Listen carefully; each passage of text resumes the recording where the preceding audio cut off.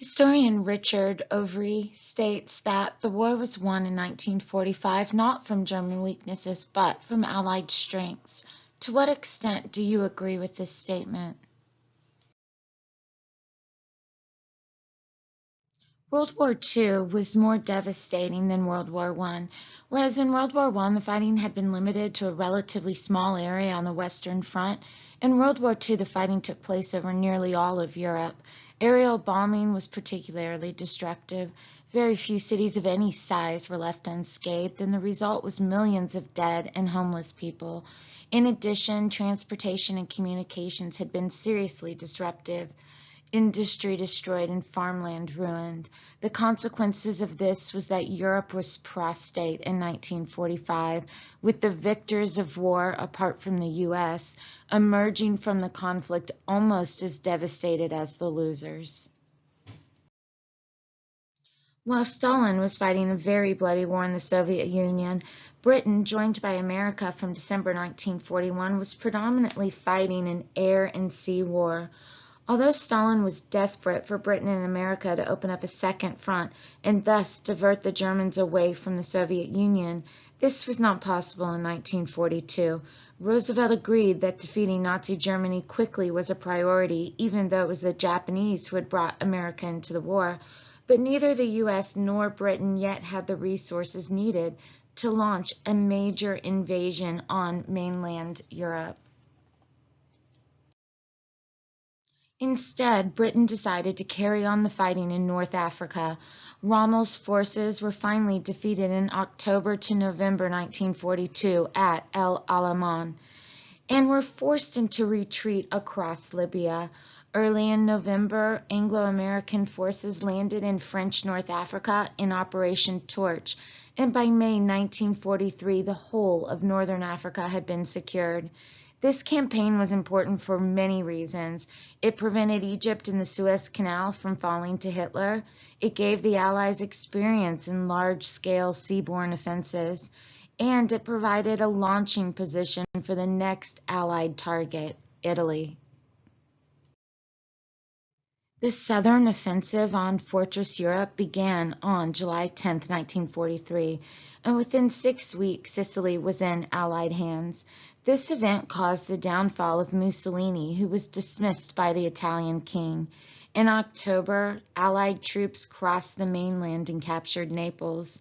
Mussolini's successor signed an armistice and brought Italy into the war on the Allied side. The Germans, however, were determined to hold on to Italy. German divisions were diverted to Italy, and Allies had to fight their way slowly up the peninsula. Rome was not captured until June 1944, and northern Italy did not come under Allied control until April 1945. Despite the slow nature of the campaign, the Italian War had important consequences for the Allies. Fascism had ended in Italy, and Germany was deprived of its most important ally. It tied down German divisions that were needed in Russia. It meant that the Allies could not be accused by Stalin of leaving all of the fighting in Europe to the Soviet forces. The invasion of France, codenamed Operation Overlord, began on June 6, 1944, a moment in history known as D-Day. The landings by 326,000 British, Canadian, and American troops took place from sea and air on a large stretch of Normandy beaches. The invasion was a result of extremely complex preparations involving a huge amount of resources. Mulberry harbors, which were prefabricated temporary harbors, were built to provide anchorages for supply ships. Oil pipelines were laid across the channel. 4,000 ships supported the invasion. The whole assault was backed by massive air power, 12,000 aircraft in the sky on the first day of the invasion.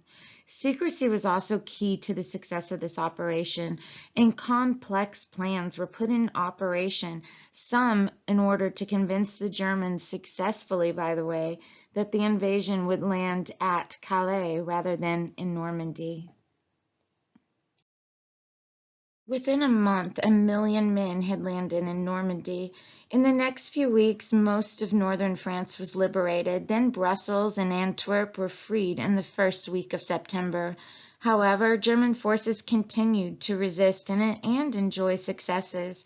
They defeated an Allied attempt to outflank the Siegfried Line in September 1944 and also temporarily regained ground in the Ardennes offense, known in the West as the Battle of the Bulge, in December 1944 to January 1945.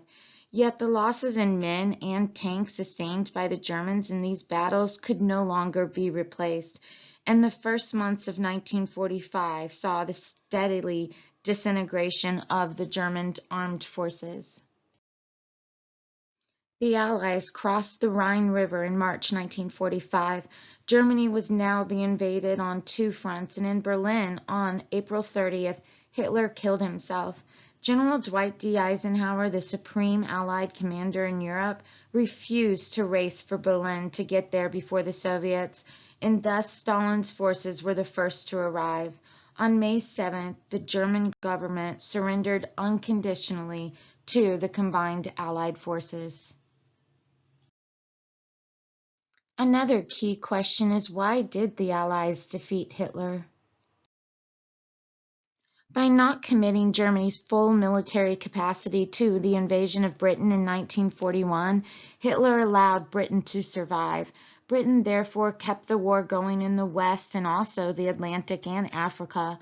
The British resistance was to cause increasing problems for Germany, especially after 1942, as it had to divert resources away from the war in the East. Britain also acted as the launching pad for the bombing of Germany and Operation Overlord. The invasion of the Soviet Union was to prove a huge mistake. It undid all the gains made by the Nazi-Soviet pact and once again pushed Germany into a war on two fronts. As Stephen Lee wrote in his Aspects of European History in 1991, he said the effect of Operation Barbarossa was to commit Germany to war with a power which was 3 times her size and population, 80 times as large in area, and of much greater industrial capacity. It is hardly surprising that the major military setbacks experienced by the German army occurred in Russia. These in turn took the pressure off of Britain and greatly assisted the latter's war effort in the Mediterranean and North Africa. Declaring war on the United States, which Germany did on September 11, 1941, was also a major error and showed a serious lack of judgment on Hitler's part. He was too dismissive of American capabilities and believed that the USA would remain in the Pacific fighting the Japanese. However, President Roosevelt made the defeat of Hitler his top priority, and U.S. and British forces worked together to achieve this task. The U.S.'s entry into the war allowed allies to invade Italy, carrying out devastating bombing raids on Germany and opening up the Second Front in 1944. Meanwhile, Hitler was unable to attack the U.S. directly and also did not face the same unity with his allies. Mussolini, in fact, was a constant drain on Hitler's resources. Hitler's personal conduct of military operations was also disastrous. This can be seen most clearly in the USSR, where he did not prepare for a winter campaign and did not allow the forces at Stalingrad to conduct an orderly retreat or break out from the Russian trap, with the result that it had to surrender in January 1943. Another serious mistake was to concentrate on producing V rockets when Germany could have been developing jet aircraft, which might have restored German air superiority and weakened the Allied bombing campaign of 1944 and 1945. Hitler's mistake in conduct of the war ensured that it went on much longer than he had expected. Germany increasingly suffered from material shortages as the war continued, particularly in rubber, cotton, nickel, and after mid-1944, oil. Although military production continued and even increased right up until 1945, The emphasis on different types of weapons, such as working on the V-1 and V-2 rockets, reduced the effectiveness of its efforts in this area. Also, women, for example, were not employed in munitions factories until late in the war. In addition, the German and Japanese military also resented and rejected interference and direction from civilians, which prevented any useful collaboration between civilian and military experts. While Hitler faced increasing economic difficulties after 1942, the resources of the Allies grew stronger. As we have seen, the USSR's economy rapidly transformed to a wartime economy, and in the factories east of the Ural Mountains, Russia was producing more armaments and better quality armaments than Germany by 1943. The centralized state economy of the USSR proved more able than Hitler's Nazi state to produce what was needed to fight a prolonged war. Similarly, once the American economy geared up for wartime production, it also overtook the Axis powers in production of weapons. When the American war industry reached its full capacity, it could turn out over 70,000 tanks and 120,000 aircraft a year. Richard Overy points out, however, that the greater economic resources and more armaments did not in themselves guarantee victory for the Allies. Key to the Allied success was in fact that they turned their economic strength into effective fighting power. They learned from their mistakes in 1941 and took steps to increase the effectiveness of future combat forces. Several steps were taken to improve the effectiveness of the military.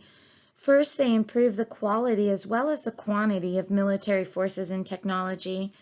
Also, they ensured that there was excellent backup services. For instance, in the Pacific Theater, there were 18 American support personnel for every one serviceman at the front, compared to a ratio of 1-to-1 in Japanese forces.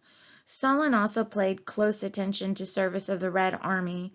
His chief in charge of supplies, General Korolov, was responsible for the supply of the army and was treated equally with military commanders.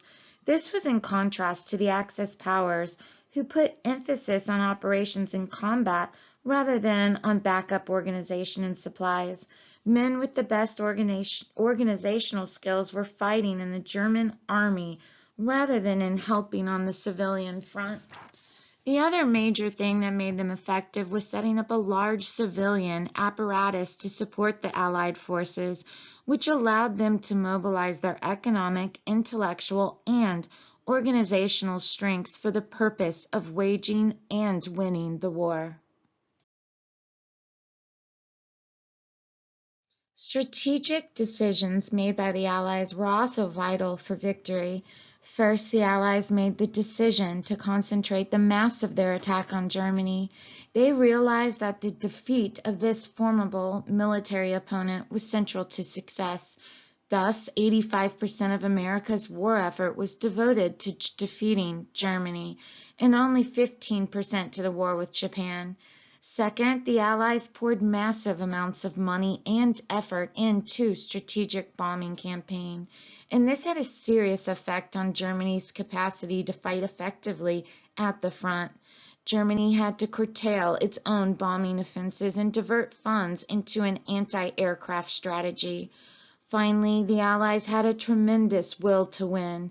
Most people on the Allied side believed that this contest did not just involve the military forces, but concerned issues of life and death for whole communities, and that it was a just war worth fighting.